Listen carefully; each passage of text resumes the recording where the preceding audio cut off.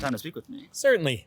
So we were just talking. You lived in California for a bit. You were a chef at one point, and then Yes, I'm originally from New Jersey. I started being a chef when I worked in Philadelphia. Okay, and from there I moved to Atlanta, and I was out on the West Coast for a while, and then I came back east because I was kind of missing family. I was missing the seasons because you know how it is in California. Every day is 72 and sunny, and before you know it, 5 years have just gone by. It's like, wow, where'd that go? And so now I do this. I play violin in the park, fiddle in the park. Okay, very nice. How'd you learn how to play violin? I'm like 90% self-taught. I had one of those friends that's a hobby a week person, like we've all had. And the day before the fiddle was going back, I happened to be visiting, and somebody put on a Charlie Daniels record, and I said, let me see that thing. And I started sawing away, and enough of it gelled that I was absolutely hooked. And from there, my father got me a nice little one, and I got records, and I sat there and I just would play along with the stereo. I was about 16 or 17. And I got, not to be immodest, but I got pretty good at playing along with the records. I mean, I could follow the fiddle, the guitar, horns, piano, but when the record stopped, I couldn't do anything except make up my own stuff. So when I moved to California,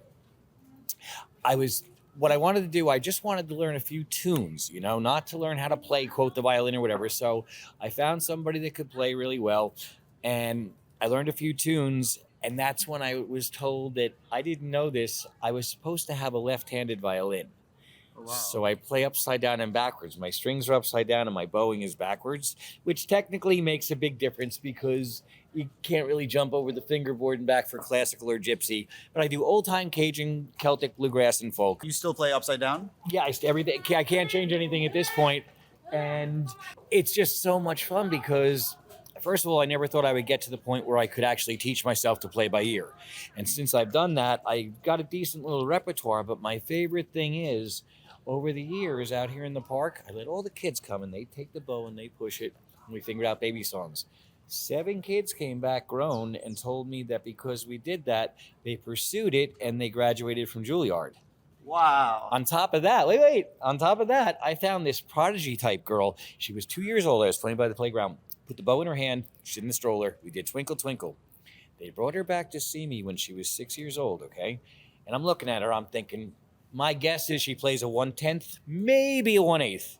She took my full-size violin, and look, I'm just getting chills again. She played like Paganini, up and down the fingerboard. It was frightening how good she was. And after they left, I thought to myself, had they gone to a different playground that day, she could have grown up to work in some factory in Jersey. Now I'm certain she will make her living with a violin. And then the last feather in the cap, that rock over there, I was playing 4 months ago or so, and a young lady of about 22 years old walks up. So when I was little, you let me play your violin out here. And I said, you're making me feel old. I hope you pursued it.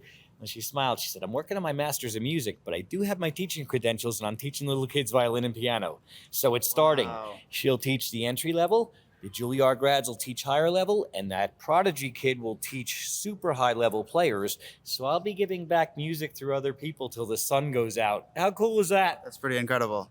And for my own little things, the magic of the park. Check this out. Over the years, some of the people whose records I grew up playing along to have seen and heard me play out here, and I got them to play my fiddle. No way, like who? Yeah. John McEwen from Nitty Gritty Dirt Band. Martin Hayes, Irish violinist. Oh, and there's some people I didn't know. This is pretty funny. I was playing over there one day, and there's a guy up on the rocks getting his picture taken, and you see it all out here over the years. People bring every instrument you can conceive of, and they take pictures. So I wasn't thinking anything of it, but he must have saw I played backwards. So when he's done, they come down, we're talking a little bit, and I told him, you have to play this violin. Some very famous people have played this, right? And he didn't say anything, but he smiled, and then he took it, and oh my God, I can barely stand with the chills going up my back. He played this music, yikes. Then he handed it back. He didn't say a word. He walked away. Guy with the camera comes over and says, you might want to look him up when you get a chance. His name is David Garrett, and as soon as I punched it in, he's this mega international superstar, huge. And I really like him because I know he was amused at the fact I had no idea of who he was, But the takeaway is the kids that already play, I tell them, you got to play this violin. Put your energy in there for the rest forever. Your energy will be in there with those famous people, and you can tell your teacher you played the same. Keeps them excited and enthused about it. And that's what's important. I want, if everybody in the world played an instrument, it would be a much finer place. I believe that in my heart. I really do. But the give back is the little kids. I mean, when they smile and laugh and their eyes twinkle, it goes right in and charges your heart up. It's like when you plug the phone in and you see that battery thing go like this, that's your heart. You feel it. You're almost like superhuman in like the positivity and the like optimism that you are exuding. Like what is it? The world is such a really unforgiving place, and it really affects me. I'm an empath, and I really feel human suffering deeply. So when I come out here and I do this, it charges me back up. It gives me the power to fight back against all that negativity and sadness that I can feel. But out here, I'm happy because I love people. I love interacting with them. I love playing the fiddle. I love turning the kids onto the music, And people, I have a brother that has health problems, and I do a lot to take care of him with, running errands, the doctor, setting up the pills, getting the food, all that stuff. I'm up like 5 or 6 in the morning every day. I go to bed usually around midnight-ish, and that's 7 days. Oh, and I play out here 7 days a week. And every other day, I work out for about an hour and a half. What do you do for your workout? I start with 80 push-ups. I still use 55 pounds for dumbbell curls, and my first set's 10 reps. And I'm 64 years old. Wow. And that's when I tell people, that's the kids, that energy. Einstein proved, he said, can't be created or destroyed. It only takes another form. Well, it comes out of their little smiling faces into my heart, charges me up. It comes back out of me as love for the people and the music and everything else. And it makes this complete circuit that just keeps me charged, When did you gain this wisdom and like how? I don't know. It's just the way I feel about things. I've evolved into feeling that because, in your teens, especially being a chef, I was in the restaurant business. It was party city. I was drinking heavily and everything. And you tend to use that to filter out all the negative things going on around you. Out here, I'm not as sheltered from it. You see really huge cross sections of life out here. And that's when I started realizing, how many inequalities and injustices and horrible things there are in the world. I always knew they existed, but I refused to let myself focus on them because I'm such a little kid at heart myself that it saddens me so.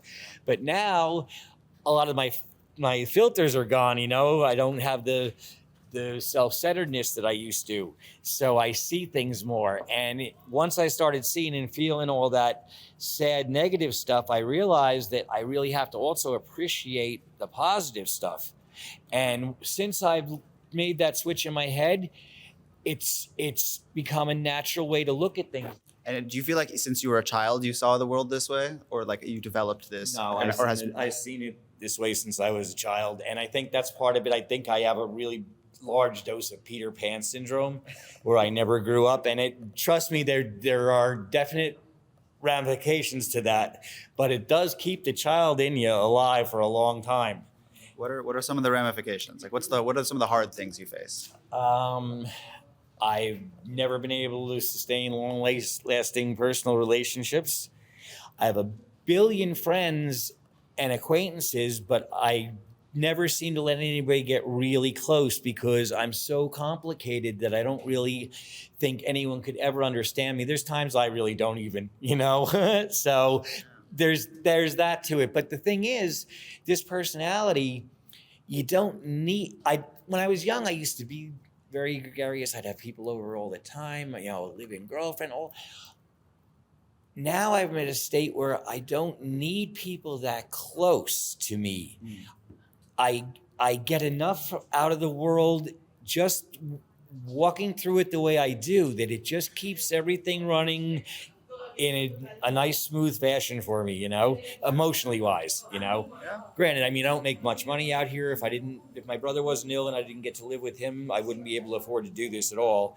But on the other hand, the rewards are beyond belief. I have a bag of things at home people have given me over the years. Everything from framed 8x10 colored pictures of me and the children playing to poems, sketches. The kids remember your birthday and make you little cards. Pressed flowers I have from all the flowers the kids have brought me. Just so many things. And Would you ever want to be a teacher inside a classroom setting?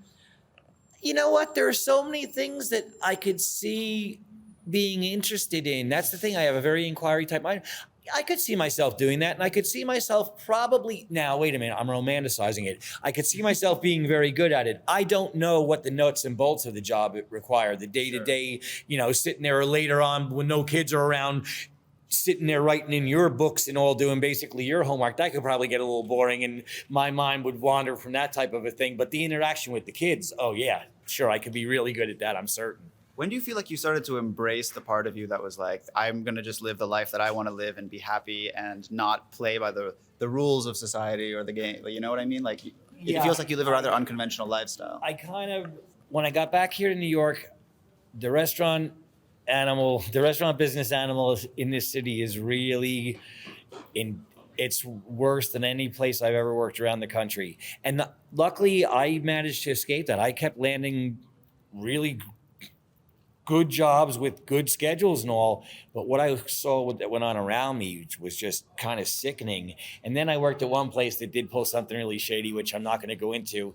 And when I left there, I was kind of burned out on it. So one day I got the fiddle and I came to the park just to decide what I was going to do next. I was just playing and somebody walked up and put some money in, and then some little kids were standing around watching and whatever. So I started playing baby songs and whatever. And I realized when I went home, even though I didn't have very much money in my pocket, that I really felt happier than I had in a long time. So then I started coming out here, you know, pretty regularly. And from there, it's gone on to like, I have no idea how this happened, but I have a Hungarian fan club. Wow. I know, this is so touching. This lady came up to me one day and she said, I have to make a video to send home. She said, let me explain. She said, I'm originally from Hungary. She said, I've lived in the city for a long time. She said, and I've taken many videos of you. She said, and I sent them back. She said, you don't know this, but you have a Hungarian fan club. She said, and when the COVID came, she said, I left the city. And she said, but now that I'm back, they wanted me to come and find you and take a video to send them so they knew I was all right. Wow. How sweet is that? It's very People sweet. I've never met, a half a world away, and they're concerned for my well-being. I've been told I've been seen on Beautiful. Italian television. How did that happen? This media I'm age sure is insane. People like me coming and talking to you and I inspired guess. by probably your Peter Pan syndrome. It's definitely inspiring. Well, so just magic things. I mean, okay, what else was it? Well, this is kind of an honor. Like 4 days in a row, they wheeled Tony Bennett up in front of me and I played. And then like a couple days later, he was gone. Wow. You know, so that was kind of an honor. I'm kind of like probably one of the last people who played music for Tony Bennett. You know, a self-taught upside down backwards fiddle player. Who would have ever thought? You know, and That's then pretty incredible. the things that have gone on, the people I've met so many celebrities in this park over the years that I really literally cannot remember them all. You know, it's just, it's amazing. The interactions. I did the rough out of the math about a month ago. Just real quick rough out, not counting my years as a chef or anything else. You did what? The rough out in my mind of the math. Okay. You'll understand in a second. Not counting the first part of my life. Just since I've been coming out into the park, I have spoken with, and I don't mean just looked at and made on, I have spoken with over 1 million people.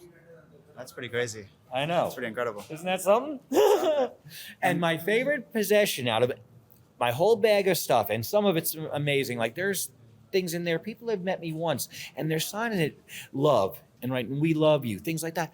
But when I'm interacting with the kids, for years, people tell me that this light comes out of us, you know? And during the COVID, I was playing up there one day and this lovely little blonde child came up and I'm playing and he's smiling and there's a girl that's sketching us. And when she's finished, she gave me the sketch and it's the gem of my collection because of this. A good likeness of both me and the child, and we're smiling, music notes are floating in the air. But here's the genius of it. Over my head and the child's head, all she did, 1, 2, 3, 4, 5 vertical lines. There it was, documented on paper, the light that everybody said comes out of us when we interact. What about your parents? Like, what was your relationship like with them? Like, how do you feel like they supported you in becoming this person or like helped you in this or not? Well, they always encouraged me, and my father got me the first fiddle I had after I knew I wanted to try it.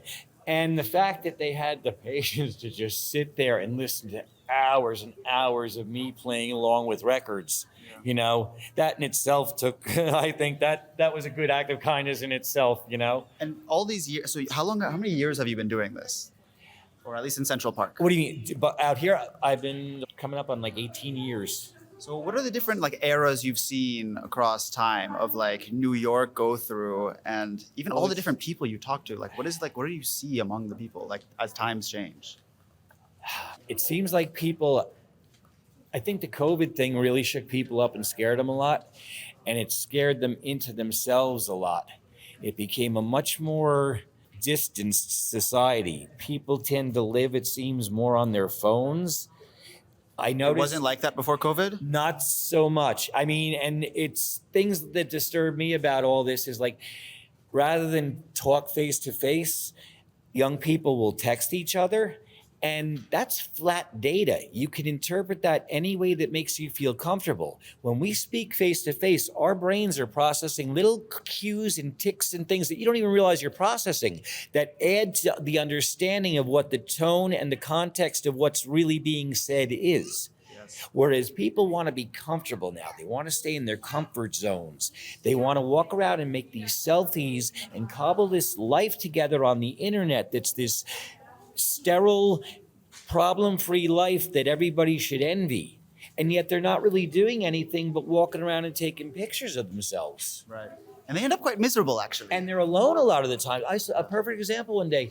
I saw this, literally, looked like she was airbrushed, walked out of a magazine, model-type, beautiful woman. And every other light post and every other tree, she would stop and did the exact same hair flip in the exact same pose and take a selfie. And I thought to myself, that's so sad to me on many levels. A beautiful girl like that's walking around by herself. Why? She has no friends, no boyfriend, or is she just that self-absorbed that she doesn't have time for other people but herself? But the worst part of it is she's going to go home and cobble this thing together that was basically a lonely walk in the park.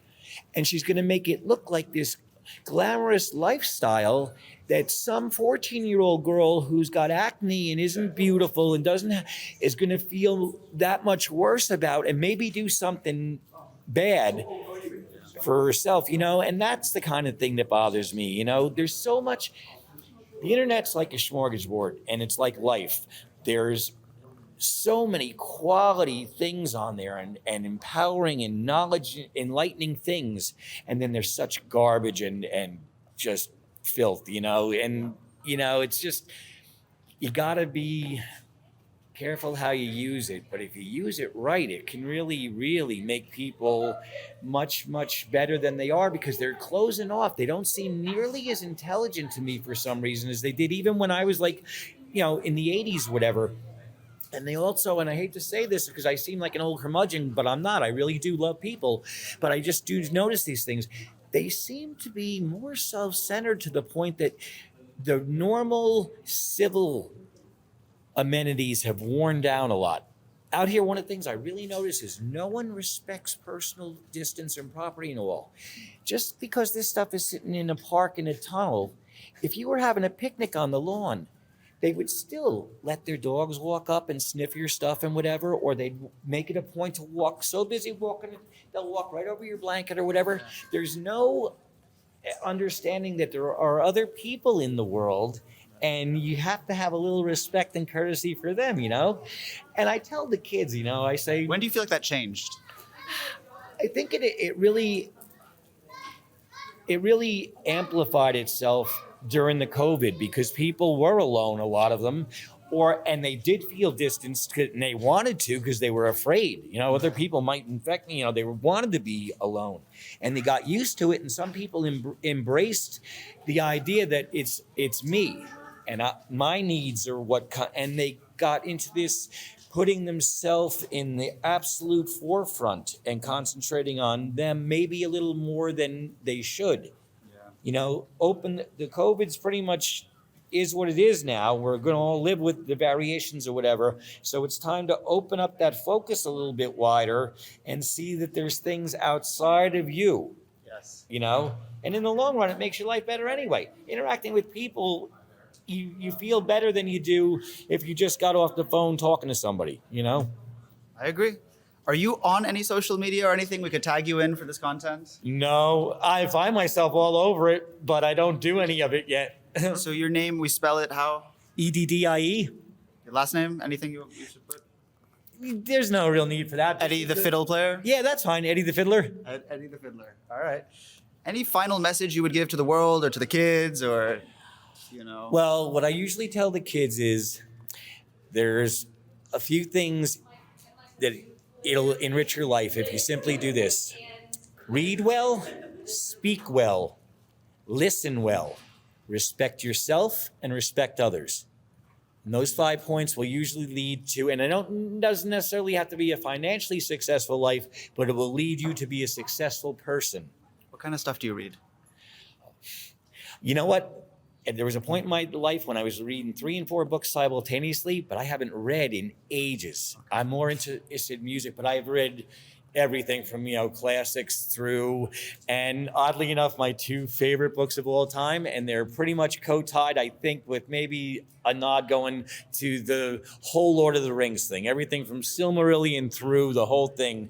As from when I was 11, I read them the first time, and I read them all the way through probably 16 times in my life. But the second one, if it's not a co-favorite, it's right next to it. It's The Journeyer by Gary Jennings, I believe his name was. It's a fictitious story of Marco Polo that's got a lot of historical elements to it, but it's just this amazing, rich, so many threads to this story. Some of them are absolutely disgusting. Some are wondrous. It is like being what you would have seen as Marco Polo, and I can relate to him because I say that all the time to people. I use his line. Everything I say is true, and I haven't told you half of it yet. Because the things that I've seen and in my life just experienced, I'm one of those people. For some reason, I just have adventures. I meet people. I just have had one of those crazy lives. To the point where, just things just happen. One day I was standing there playing against the wall, right? This is a classic. People are coming in and out of the tunnel, right? I had no time to react. I felt something hit my hat, and I looked up. Right here was the belly of one of the big red-tailed hawks. There are certain frequencies on the fiddle that sound like a rodent in distress, and they're hardwired to come see. So he swooped in. He didn't flap his wings once. He flew over everyone's head through the tunnel. Now, these people can't see him, but the people coming in can. So they all have this expression, but the people going out the tunnel have no idea why everybody's looking at them until it goes over their head, and just as it got to the tree, it starts to flap its wings and turns and goes. Who has things like that happen? And that's just crazy. One tiny little thing out of a million things that have happened to me in my lifetime. All right. That's pretty incredible. Yeah. Thank you for taking the time to speak with me today. Certainly.